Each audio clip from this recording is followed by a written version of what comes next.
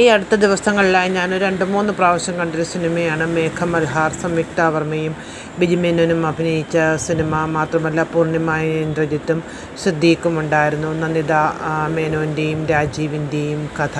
അതുതന്നെ മുകുന്ദനും രാജിയും ഒക്കെ നമ്മുടെ മനസ്സിൽ ഒഴിയാതെ കേൾക്കുന്ന കഥാപാത്രങ്ങളല്ലേ.